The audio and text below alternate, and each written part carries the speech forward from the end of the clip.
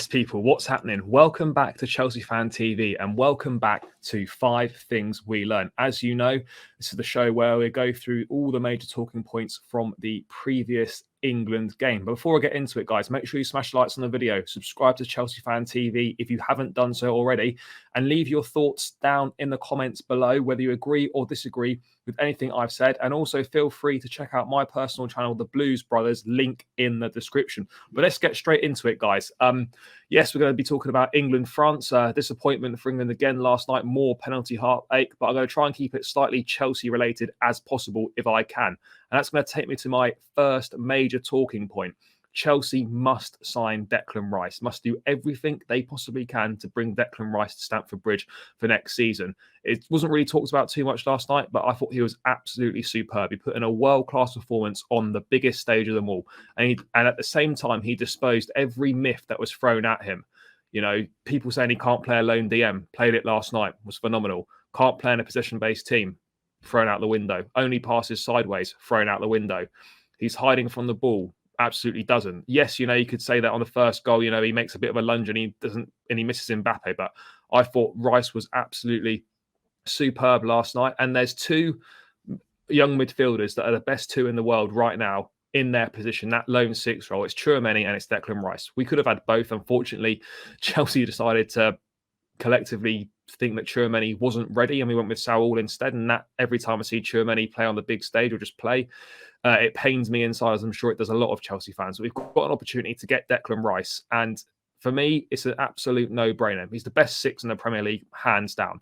And as I said, he's disposed every myth that's been thrown at him. I think he's had an absolutely superb World Cup. You can see how important he is to this England side. So for me, Chelsea have got to do whatever it takes to get him. We've got a free run at him. Yes, I know we want Jude Bellingham as well, but you know, I think it's going to be very tough to get both. It's going to be tough to get Bellingham. It's going to cost a lot of money. Chelsea will put that money on the table, but I don't know if we're at the front of the queue or not. But for me, as much as I love Jude Bellingham, you know, we need to solve that number 6 position. We still have not replaced Nemanja Matic. And I thought last night, despite England ultimately coming up short, which is a massive disappointment, Declan Rice was utterly superb. He ticks every box for a holding midfield play. He ticks every box that we need to fill in our midfield. So for me, for my first point, Chelsea must sign Declan Rice. It is an absolute no-brainer now. And people that still slander him or don't think he's good enough for Chelsea literally haven't got a clue about football, or they've just got an agenda against Declan Rice for whatever reason. But it's clear as day that Chelsea must do everything they can to sign Declan Rice. That is my first point. Point number 2 is going to be about another Chelsea player, Raheem Sterling. I felt last night that Gareth Southgate didn't get an awful lot wrong in fairness to him in the game. It was a game of fine margins. It wasn't his fault that Kane missed the penalty and all that. But what I would say is one big mistake was taking off Bukayo Saka, England's best player, and putting on Raheem Sterling. Sterling has really struggled this season for Chelsea, as you all know, as I know, from watching him week in, week out. It's been really tough. You know, he's got 3 Premier League goals. He's not played well really since Thomas Tuchel left the job. And he's really struggled. And an England shirt in this World Cup, I don't think he's been much better. You know, he scored against Iran, good goal in the first game, was poor against the US like many others, didn't feature against Wales. And then, you know, he went home because of a robbery at his house, which is terrible. And I'm glad that's kind of all sorted out. But he should never have ever been allowed to come back for this game. He should have just stayed at home. You know, he's been on 2 long-haul flights from Qatar and back in the space of a few days, had 1 training session, and then suddenly he's at the front of the queue to come off the bench. It made absolutely zero sense to me. You know, he was poor when he came on. How we can be ahead of the queue, ahead of Grealish, ahead of Marcus Rashford. The fact that Rashford, you know, since his 2 goals against Wales, we only saw him play half an hour more across the 2 games. How he was only given 4 minutes is a travesty. Last night, you know, if you're going to make big decisions in big games, you've got to give players a chance to make an impact. And to take off Saka and Foden, who were arguably England's two of England's best players, 2 of England's performers that looked like doing something, to then replace them with Raheem Sterling and Mason Mount. I know Mount won a penalty, fair play to him, but he didn't really have much time to implement anything else on the pitch. I just thought the introduction of Sterling was poor, and it came back to bite Southgate in the arse because, you know, it was a clear sign of his nods to a favourite when let's be perfectly honest, as good a career as Raheem Sterling's had, he's not in good form, and he shouldn't have been anywhere near the pitch last night for England. It should have been Marcus Rashford coming on. It should have been Jack Grealish coming on. You know, if you're going to take your best player off, at least bring on a player that's in form. And Sterling is anything but in form at the moment. And I felt that was a big error on Southgate's behalf. It really was.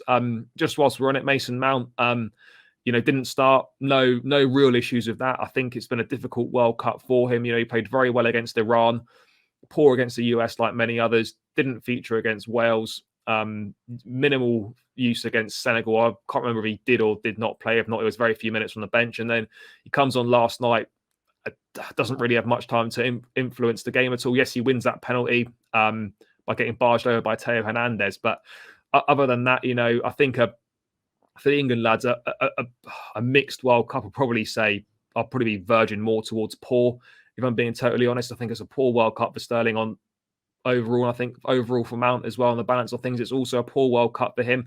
Conor Gallagher, phenomenal to even get in the squad, but you know, he was never going to play any minutes at this World Cup. He's just kind of gone along for the experience, and I'm sure he'll be the better for it. But my third point then, slightly moving away from Chelsea, Bukayo Saka is a phenomenal player. I know that might sound like I'm stating the obvious, but the way he's bounced back from, you know, the heartache as a young kid in that Euros final, missing a penalty, to then the abuse that he suffered afterwards, which is absolutely vile, to go on and do what he's done in this World Cup in an England shirt. You know, he cemented that right-hand side down as his own.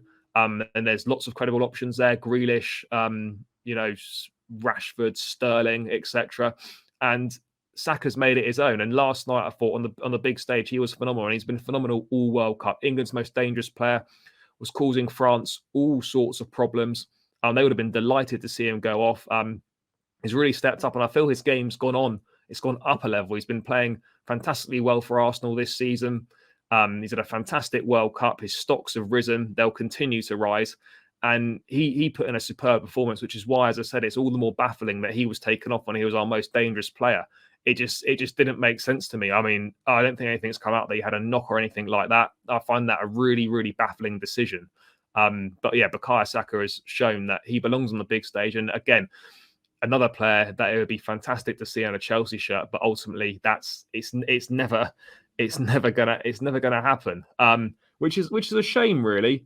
But it's the way it goes. But Saka, a massive plus for England, a really good performance again last night. Just wanted to move on to my last couple of points regarding Gareth Southgate. I felt last night he wasn't brave enough. Now, I've criticised Gareth Southgate, like I'm sure a lot of you have, for things that I think he's done wrong. I felt the back five system far too negative. And I was delighted to see us abandon that system and go with the back four, get an extra midfield player there, look more balanced in the midfield, look better in attack for it. I just felt last night, again, and it comes back to those big moments, Croatia 2018, Euros final, last night. In the big moments, we're found wanting. And I just feel he's not quite brave enough. You know, that 1-1, that game was there for the taking. France were on the ropes. Those substitutes should have been introduced earlier. I know it's easy to say in hindsight, but, you know, top managers, world-class managers, make a change when you're in the ascendancy to really try and push home that advantage that you've got at that point in time. And ultimately, Southgate waits till we go 2-1 down to make the changes. And I just think you've got to be brave. You've got to go for the jugular in these games.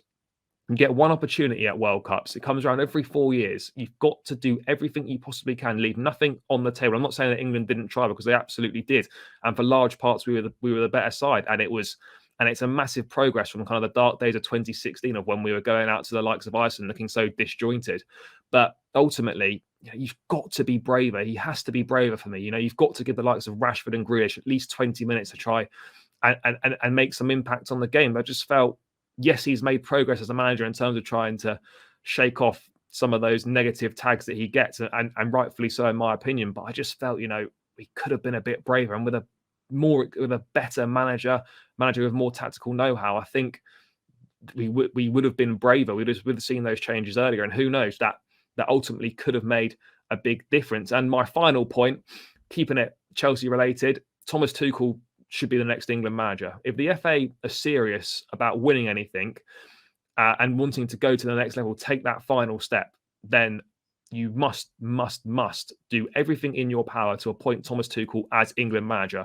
You know, you need to sound him out, speak to his people. We know from his time as a Chelsea manager, this guy is a phenomenal knockout manager. He's a knockout manager specialist. I honestly think that England have got the players to win a tournament 100%. They're just lacking that final bit of mindset, and they're lacking a world-class tactician on the sidelines. England, for me, is an absolute no-brainer to go for Thomas Tuchel, bring him in, do everything you can to get him in. And I think that is the missing piece of the jigsaw puzzle, because, you know, Southgate, in fairness to him, has done a phenomenal job. You know, he's made us believe again as fans. He's made, you know, the squad harmony is fantastic. It's made England a club-like environment. Players look forward to playing for their country. We've done so well these last three tournaments, three of the best tournaments we've had in the longest time possible. But ultimately, when it really matters, when it comes down to the crunch of it in the big moments, Southgate just isn't quite good enough. He's not got that tactical know-how. He's not got that in-game management. He's not got that nous. And someone like Thomas Tuchel has got that. So for me, the FA, and they won't do this because they're an archaic organisation. There's no football people at the top of the organisation. They'll keep Southgate for as long as he's happy to stay in the job. And England are going to there's the worry that England are going to waste this generation of players because they haven't got the bollocks to make a big decision and bring in a world-class manager that ultimately could make the difference. But yeah, guys, that's my 5 things from England-France last night. Please let me know your thoughts in the comments below. As I said at the start, smash the likes on the video, subscribe to Chelsea Fan TV, subscribe to my personal channel, The Blues Brothers, link in the description, and leave your thoughts in the comments below, and I'll catch you again soon.